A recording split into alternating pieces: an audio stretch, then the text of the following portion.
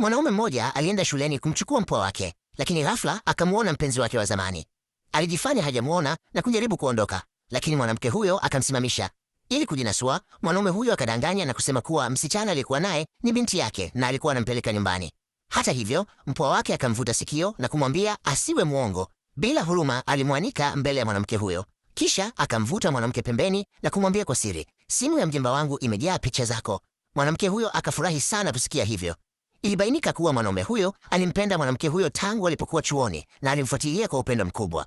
Kadiri muda ulivyopita, wakawa wapenzi, lakini mama wa mwanamke hakukubaliana na uhusiano wao. Alimtishia mwanaume huyo kwa kutumia ugonjwa wa dada yake na kumwambia kwamba kama angeachana na binti yake angepewa dola 500 kwa ajili ya upasuaji.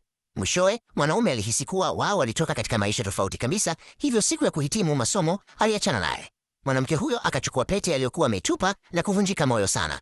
Miaka miwili baadaye, mwanaume huyo alipokuwa akifanya kazi katika kampuni fulani, msimamizi wake alitangaza kuwa kampuni imeajiri mtendaji mpya wa kike. Alipouona uso wake, alishtuka kugundua kuwa alikuwa mtenzi wake wa zamani. Haraka akajificha nyuma ya mafaili, lakini mwanamke huyo alimtambua mara moja. Miaka yote hiyo, mwanaume huyo alikuwa bado hajafanikiwa kuficha hisia zake kwake. Ili kumlipizia kisasi kwa kumwacha, mwanamke huyo alianza kumpa kazi nyingi na kumlazimisha kubaki kazini hadi usiku. Mwanaume akachoshwa sana na kutaka kuacha kazi, lakini alihitaji fedha za ada ya mpwa wake, hivyo akaendelea kuvumilia.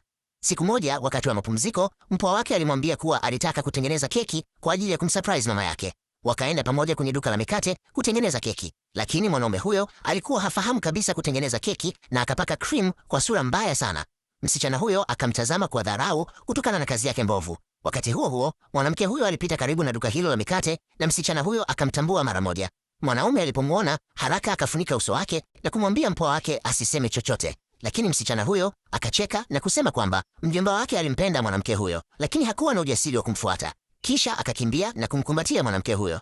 Mwanaume huyo akapaniki na kujaribu kumrudisha upande wake, lakini msichana akakataa. Badala yake alimkumbatia tena mwanamke huyo na kumwambia kwamba mjomba wake hajui hata kutengeneza keki, hivyo amsaidie. Mwanamke huyo akaingia dukani akiwa amemshika mkono. Baada ya muda mfupi wakatengeneza keki nzuri sana pamoja.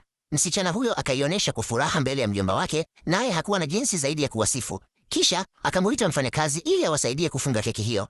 Mfanyakazi alipoiona uzuri wa keki hiyo akamuuliza msichana aliitengeneza na nani. Msichana huyo akajibu kwa fahari, nimeitengeneza pamoja na mpenzi wa mjomba wangu.